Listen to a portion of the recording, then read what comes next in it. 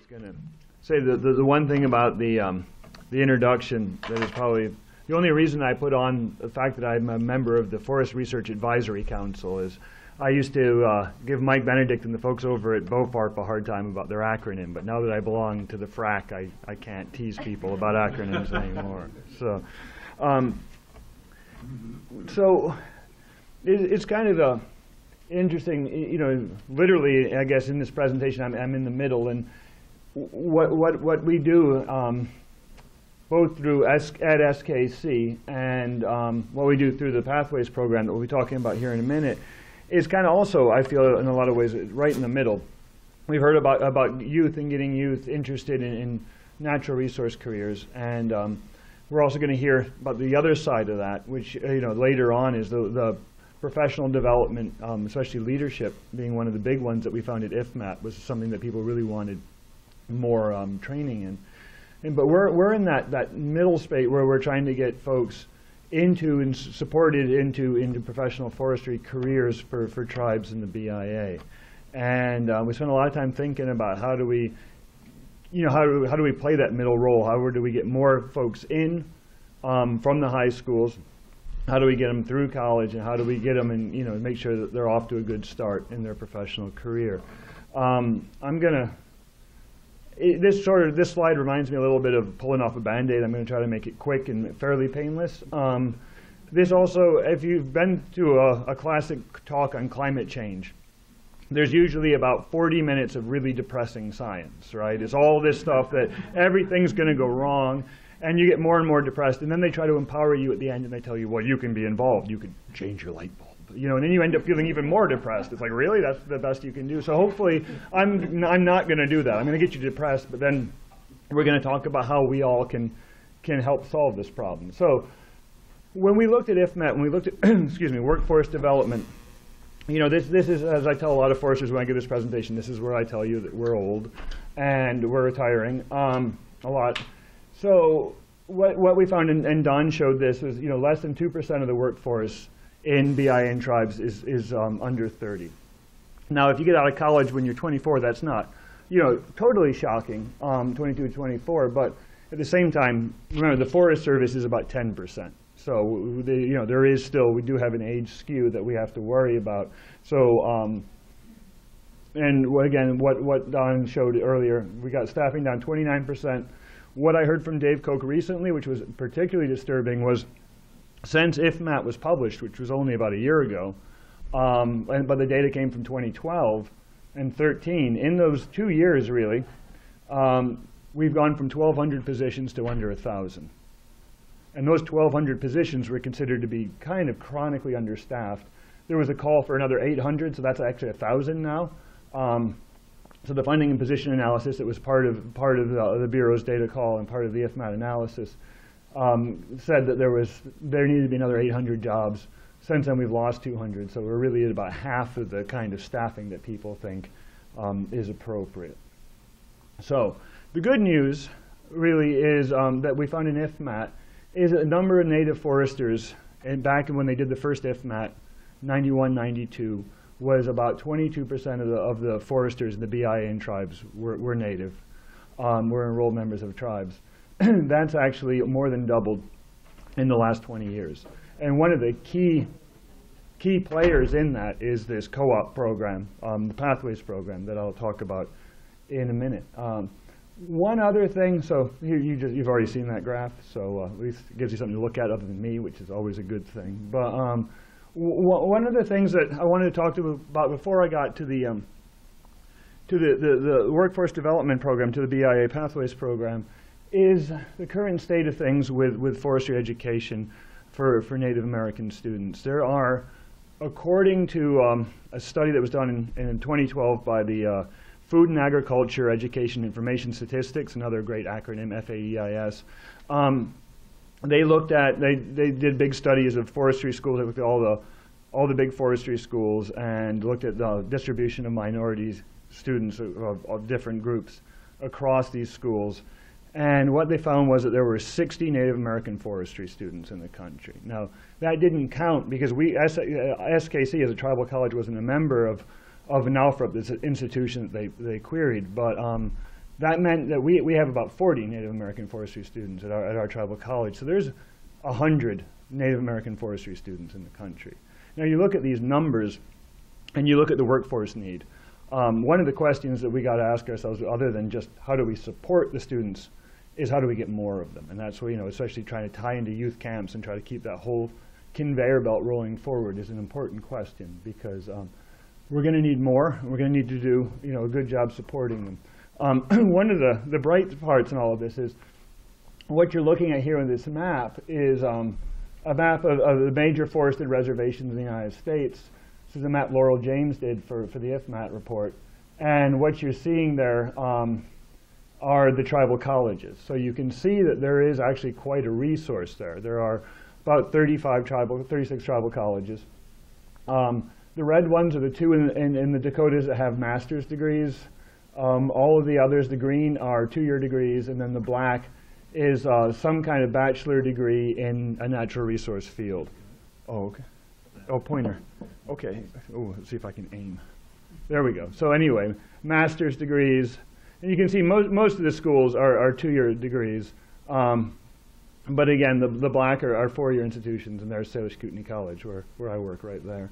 But you can start to see that there's a real network there, and there's a real potential to help, to working with the tribal colleges and the mainstream schools as well. There's been a real movement forward there as well, and I was really happy to see Jim Allen from NAU here at ITC, and University of Idaho folks are here also, and University of Washington, of course, has been participating with ITC for a few years, and it's really nice to see some sort of movement forward in supporting Native students. And I think there's some phenomenal partnerships that can roll out through all of this.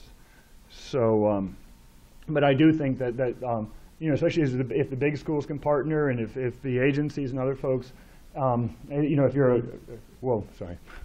you're a tribal forester, and the degree to which you can work with your tribal college, I know everybody's understaffed and working hard, but the more they can help with some of their basic research needs, the more you can get some of those kids interested and out in the woods with you. I think there's a lot of real potential there. So let's talk about the Pathways program. It was formerly called the NCCE Cooperative Program, or the National Center for Cooperative Education. Before that, it was a regional internship program. It's been around in various guises since the mid-'80s. How many people have been involved in that program as a student, current, or recipient? Okay. And this is, when it first started, it was basically 1 or 2 students per region. A regional forester was kind of their mentor or their supervisor. It was a very successful but rather expensive model, and at some point they shifted. Forest Service became involved out of Haskell Indian Nations University in I think 94, 98, somewhere in there. And the model was what is now then called the National Center for Cooperative Education. About 3 years ago, in response to a suit from a veterans group, the U.S. government standardized all of their kind of internship programs into what is now called Pathways. So Pathways is essentially just a mechanism for transparency and for consistency across federal government internship programs. So the BIA program was basically kind of remolded a little bit to fit into Pathways. One thing I didn't mention, neglected to mention, I got to think my PowerPoint. This even though it was around before NFIRMA, because NFIRMA, the National Indian Forest Resource Management Act, was passed in 1990, this program was specifically authorized in NFIRMA along with 6 others. And we'll get to that when we get to recommendations, because there's some really incredibly powerful language about education enhancement in NFIRMA. And there's a lot of authorizing language in there for scholarships and other sorts of loan forgiveness programs and other things that I think it might be a good time to revisit. But last year, the Pathways program transitioned from Forest Service personnel at Haskell Indian Nations University to a partnership between the Bureau of Indian Affairs Division of Forestry and Salish Kootenai College. And right now we're putting together a pretty great team of folks on both sides. We're both working together on this. We have actually here at ITC, there are 3 ladies from BIA HR who are here. We've also got Rachel Smith, who's our program manager here, and we'll get back to this, but Craig Cook, who's retired from BIA, who's going to be working with us on the fire pathways.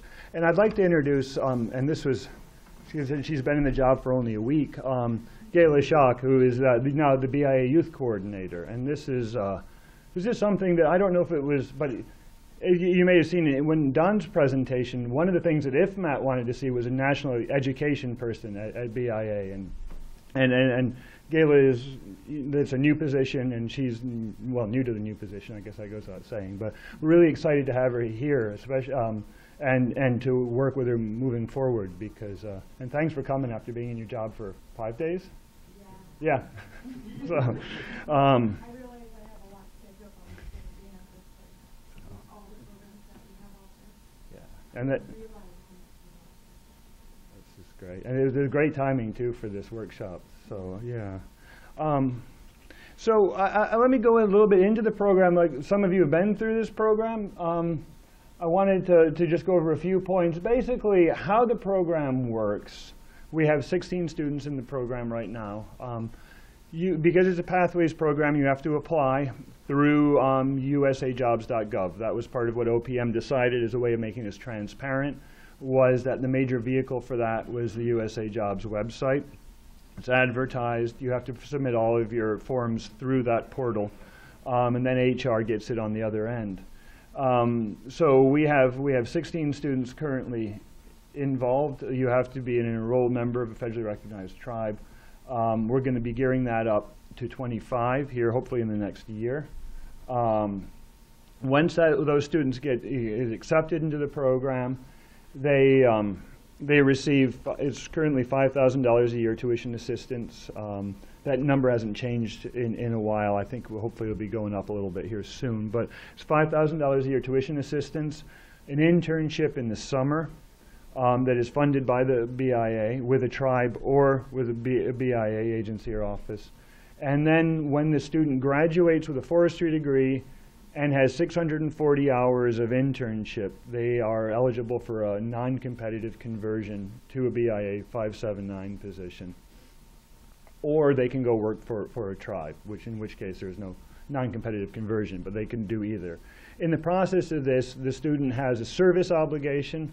It's roughly there's a kind of funky formula, which I actually think I remember, but if you probably don't need to know the sausage behind the details behind it, but it's basically a year and a half for every year of funding.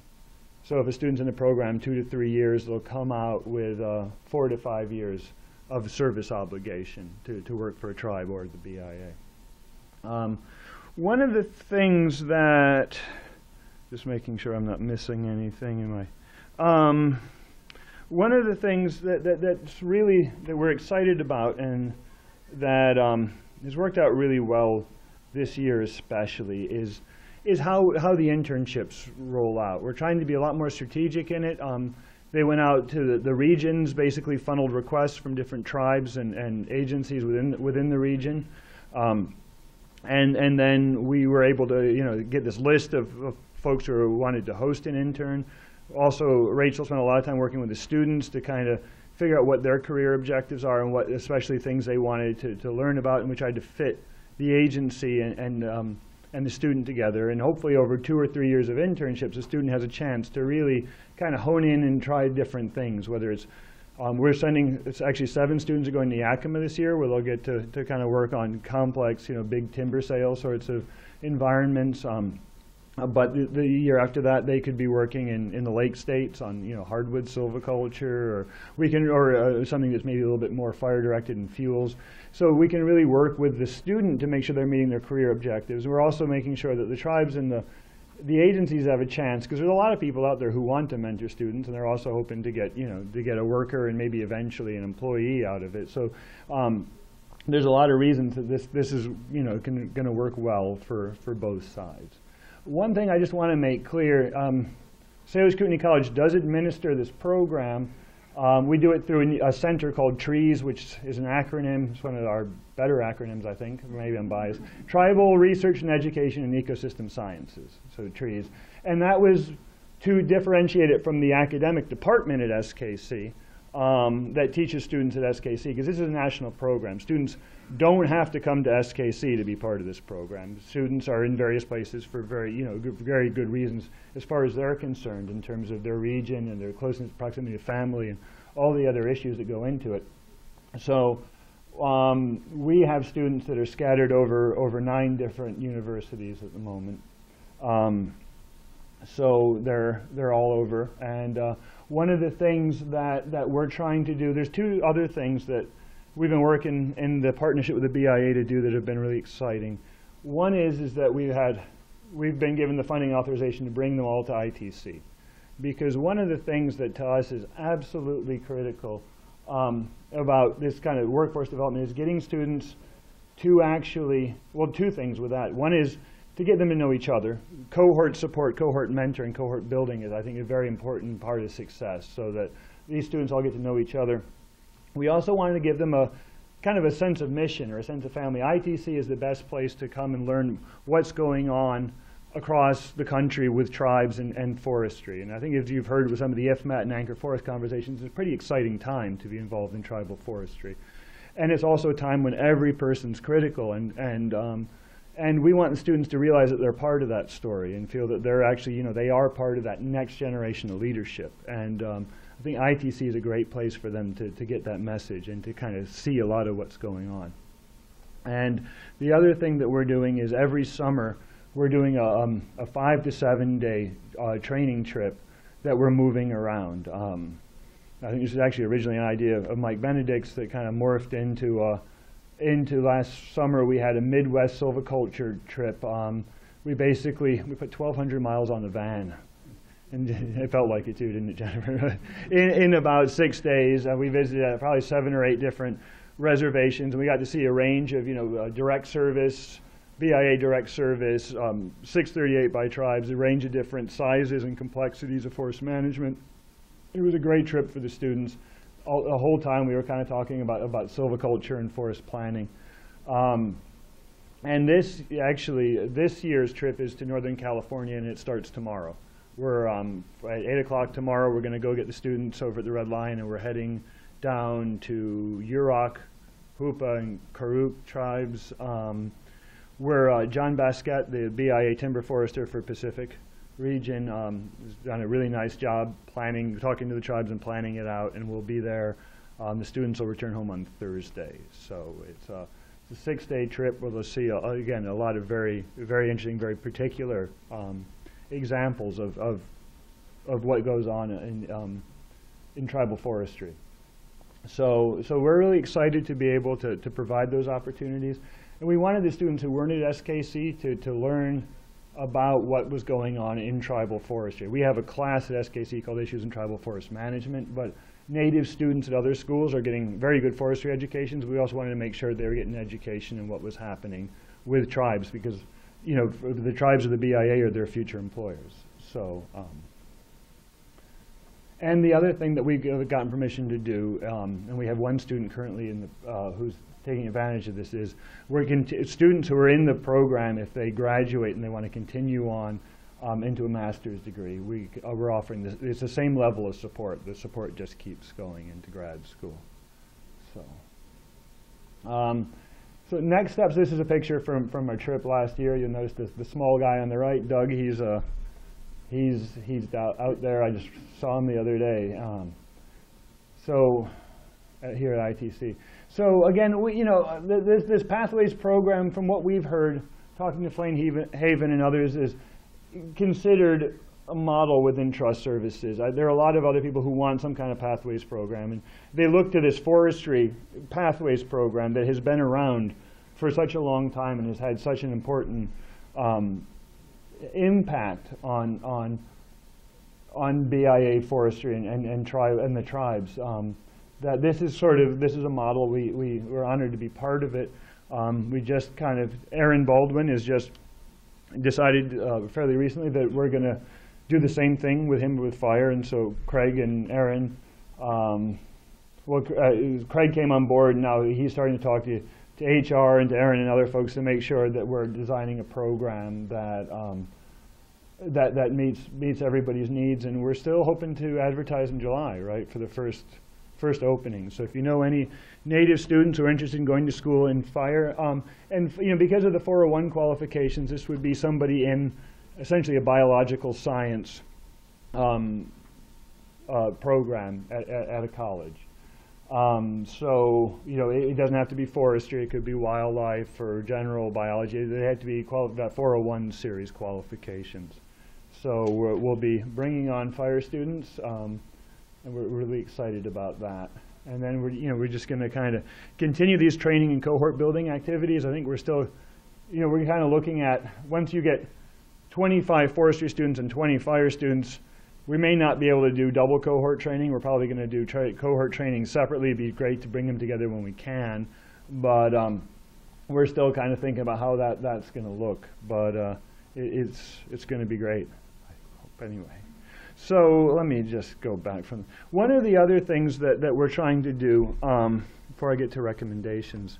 One of the other things we've been doing with this, and we've been thinking about it, is the NCCE program, when they ran this, it was basically you had to be in school for a year before you applied, before you could really apply for the Pathways program. And and that was understandable, because I wanted to make sure the student had to basically make it through a year of college to show that they were serious and they were dedicated to their college education. They could get into the program. But you remember, we're talking about the 100. And we really are engaged in trying to figure out ways how to get that number up. So as well as just supporting one of those students who's already part of that 100, who made it on their own and survived a year, we're looking at how we can get students from high school. And it's going to be a little more risky, but this isn't a time where we can sort of sit back and wait for them to come to us. And so we're going to be doing, the definition is broader and more open. And so hopefully we'll be seeing a surge of recruits as a result of that. Anybody who wants more information about that can talk to myself or especially Rachel. We have some pamphlets out on the SKC table, which is out here in the vendors area. Or you can email trees@skc.edu, which should be kind of easy to remember. And and that's if you know of anybody who might be a good fit for this program, or if you are a forester for a tribe or for the BIA and you'd like to be involved mentoring an intern, we'd be happy to talk to you on both levels. So in terms of recommendations, these are just pulled straight from the IFMAT report when we wrote it, but this NFIRMA, this was actually taken right from the IFMAT, so I guess I was just being too lazy to write them all out, so I kind of copied and pasted. But you can see that NFIRMA authorized BIA to create and administer internship, co-op ed program, scholarship program, forestry education outreach, postgraduate recruitment, postgraduate intergovernmental internships, and continuing ed and training.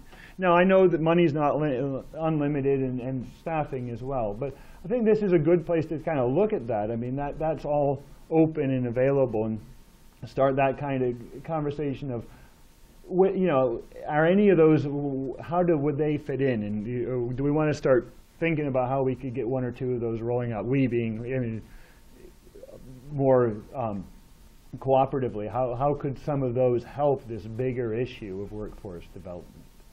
And then, of course, there's always a recommendation of more money. And with IFMAT, we spent a fair amount of time detailing that out for education coordinator, youth internship programs, professional training and development. Just a measly $12.7 million. So if you all want to look underneath your sofas for spare change, we can get there somehow or another.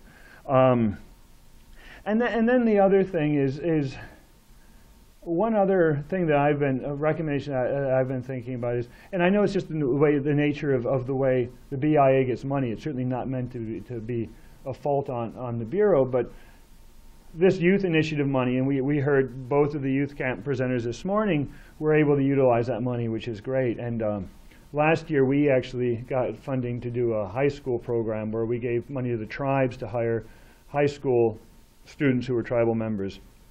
We had 21 students working in 13 different reservations last summer. And then, being in this Trees Pathways program, we thought, aha, and if they come to school, we already know who they are and we can roll them into the Trees Pathways program. It worked really well.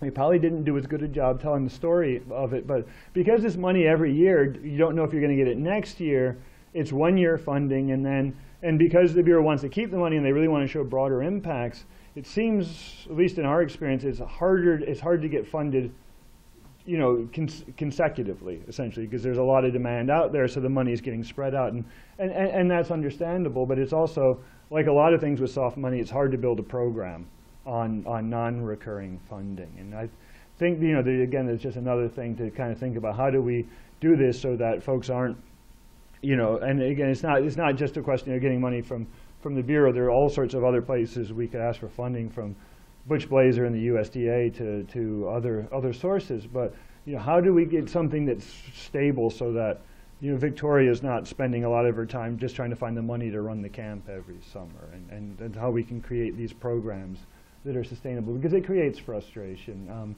I've been getting rather irritated emails from parents of the high school students last year saying, well, can't you put my son back to work? And we had told them it was only 1 year money. We didn't make any promises, but these sorts of things just, there's probably a better way to do it, and maybe we can think on that.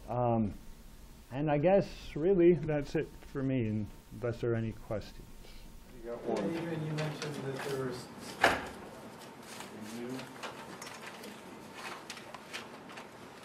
Name and organization. Hi, I'm Jim Allen from Northern Arizona University, and you mentioned there are 16 students in this program right now. Was that because you had 16 applicants? So how many applicants do you actually get for the program? Basically, we inherited a program that was graduating a fair number, so we were down to about 4, and it's basically 16 applicants. There have been a few students that we have basically encouraged to reapply at a later date, but for the most, so we've had a few more than that. Honestly, the USA Jobs is a bit of an obstacle for our students. I mean, it is the gateway into it. It's through a kind of OPM guidance. What that is, it's out there on the web. It's this kind of impersonal thing, and there's a certain couple of, they have to get the BIAs at 4432, the proof of enrollment, and a couple other forms submitted in, and so we're not sure. I mean, we're upping the recruitment and getting students there, and then between the BIA folks who are more than happy to help a student get in, to figure out the pathways application on USA Jobs. I think Rachel spends some time doing that with people too. We're hoping that we can gear up the success rate of that. Rachel, did you want to add anything to that, or? No, I think that we need to figure out a way to better support students through that process, that portal. We lost, as you know, there's several applicants that forgot to attach something that were perfect candidates for the program, but they didn't make it to the initial eligibility because something quirky happened when they tried to submit. We had one student who misunderstood the question, or one applicant who misunderstood a question and answered negatively and got disqualified. But Rachel's been, Rachel's been getting a lot of these students ahead of time. We know that they're good applicants, so we're kind of pre-identifying and then trying to help them through the system. And even then, there's still some attachment issues and other things, but we'll get there, because I don't think it's going away anytime soon.